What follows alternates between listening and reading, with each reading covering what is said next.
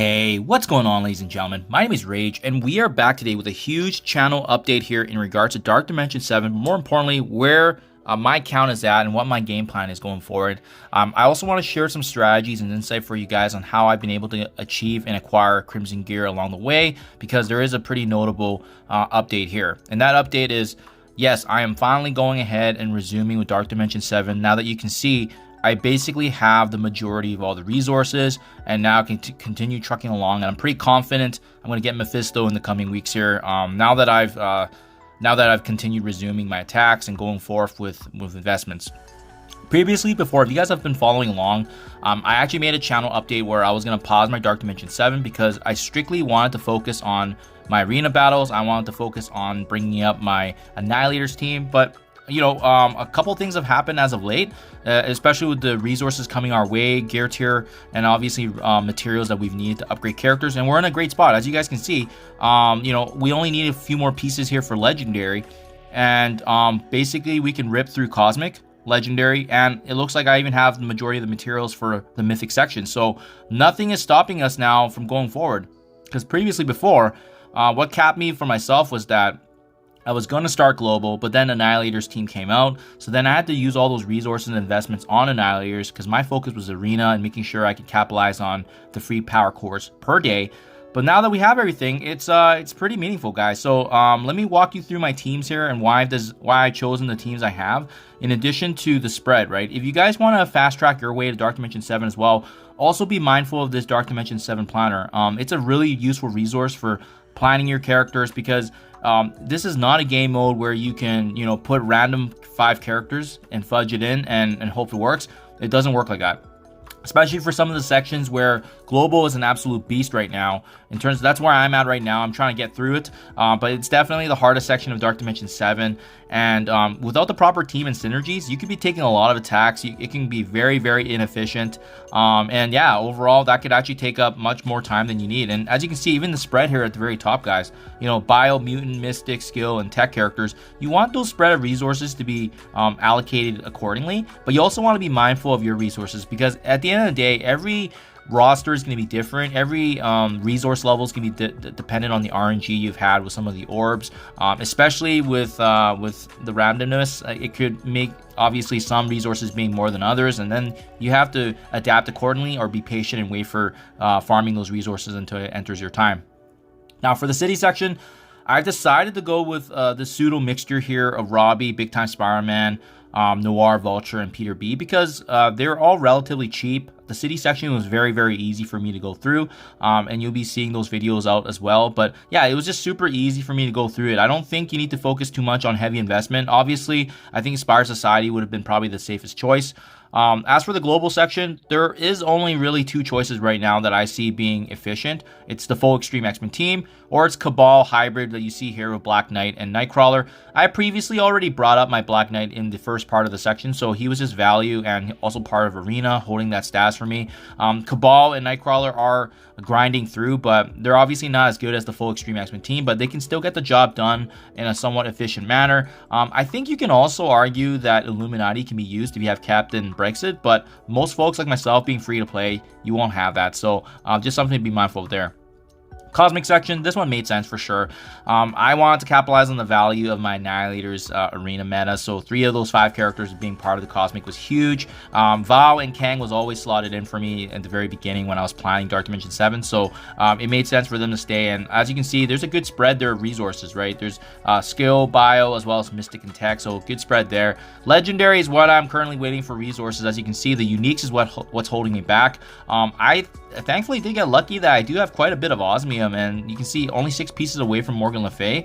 So that's the game plan there, a mix of skill, mainly mutant characters, but we were able to actually push out a lot of mutant gear here to balance it out, which was nice because my bio and my skill gear was running a little bit low. Same with tech. I tried thinking about Green Goblin Classic, but I just didn't have enough of the mini unique, so that's the way I'm going right now. And then lastly, I don't think there's a really anything wrong with the Mythic. I mean, it's going to be Doctor Doom or Dormammu or Ultimus, but either way, they're all going to be taking up that 4th spot, because you want to leave that potential 5th spot for Mephisto when you do the 2nd run as well. So that's Skrull, APOC, Kestrel's a lock, I think, in my honest opinion. Those 3 are definitely essentials.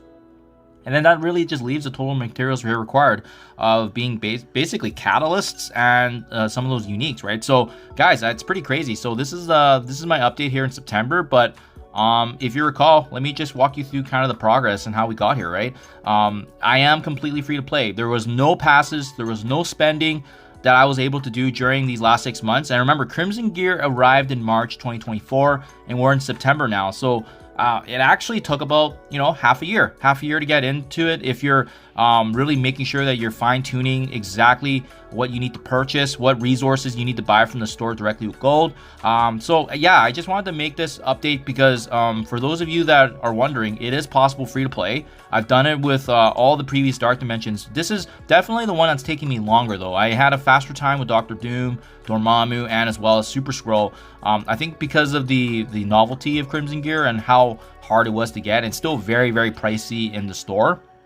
But overall, if you guys know what you're looking for and you know how to plan accordingly and balance, like I said, all the traits respectively, it's possible. 6 months, free to play, it's possible. So I'm assuming that for those that are hyper engaged like myself and free to play, please comment down below because I'm eager to hear back from your guys' progress as well. I know some folks in my alliance that are free to play also already unlocking Mephisto too, so it's definitely possible, guys. For those of you that argue that it's impossible to get Crimson Gear and the only way you can do that is through spending, no, that's why I'm trying to share this video for insight as well, guys, because I want to walk you through how I was able to achieve all of this Crimson Gear in a relatively, I would say good paced manner. Mind you, it still took half a year, but this is one of the best characters in the game, so we got to work for it. This was definitely well worth the grind, and I'm looking forward to unlocking him when I finally do. I do have some big messages there though. If you guys are struggling and you're finding that you're not getting a lot of Crimson Gear, chances are you're probably not in a competitive alliance. I've always been doing the Incursion 2.3 ever since it came into the game, and now that shifted over to the Omega Orcus raids. On top of that, we have the Spotlight raids too. You can see right here on screen, these are the sample rewards of typically what we're hitting. About 50%-ish in the Omega, 100% for Spotlight. That's going to give you 21 Crimson Orbs a day, and plus 2 Armory 19, which is the ones that contain the mini uniques, right? That means we're close to getting, 140 of these Crimson Orbs per week, and same with 14 of these mini unique orbs. And remember, that's excluding the season, end of season raid rewards as well. So that's a lot of rewards, guys. If you're finding that you're having issues getting these orbs, it might have to look for an alliance that's more competitive, because this has been the easiest answer to address when folks are confused about how I'm earning so much Crimson Gear at such an expedited rate. Well, it's thanks to my alliance. It's thanks to the activity that we're in, and being in a top 200, top 300 alliance it goes a long ways. This is also the first way that these Crimson Orbs came to be in the game, and I've always put in my channel that this is easily one of the most important game modes next to Arena in the game.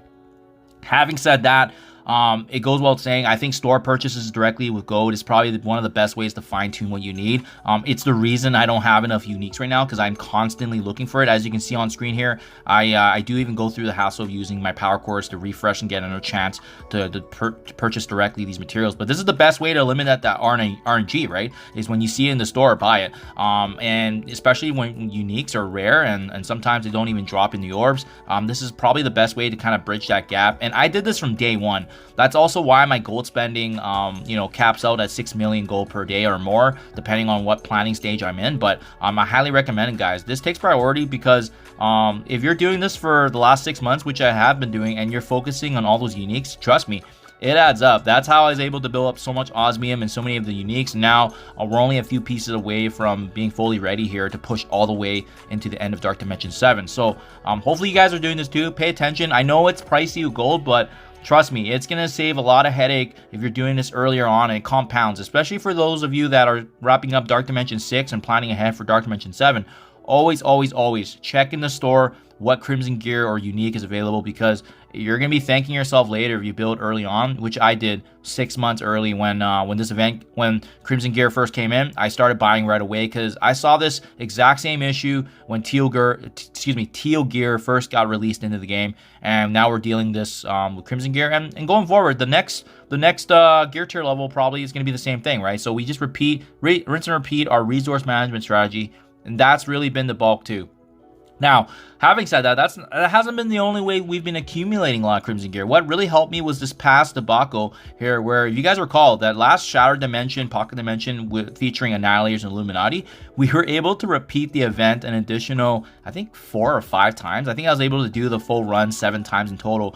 And what you see on screen here is just a sample of the Crimson Gear we were able to get as a part of the repeated rewards, but also the milestones we were able to milk, right? So honestly, the messaging is just take advantage of these opportunities that happen. There's a lot of bugs, there's a lot of mess ups along the way, and when they do, us being free to play and being engaged, we can take advantage of these moments to earn a lot of resources. As you can see on screen, right? Like that was just one day, and we repeated this for an additional 4 to 5 times, and that's not even including when you actually finish the Shattered Dimension event where they have that massive payout as well. So hopefully, just some context for you guys, but that is in essence how I've been able to earn all of this Crimson Gear for the past 6 months now, and we're very, very close to the finish line, ladies and gentlemen. So be expecting a lot of videos from myself, because now that I'm able to push through, I can make content on this again and showcase for you guys the remainder of my Dark Dimension 7 run, and ultimately unlocking Mephisto. So as per usual, let me know what your guys' game plan is, if you've already unlocked them free to play as well, or even if you're a light spender. I think light spending is okay, because I think you can still get by with value and knowing what exactly to bring up for your characters. But I'm just super pumped that I'm finally able to start again and push towards Mephisto. I cannot wait to add him into my account and see how this does in all the other game modes. So thank you for your time as always. It's been quite the journey, you guys, and I'll catch you guys in the next one.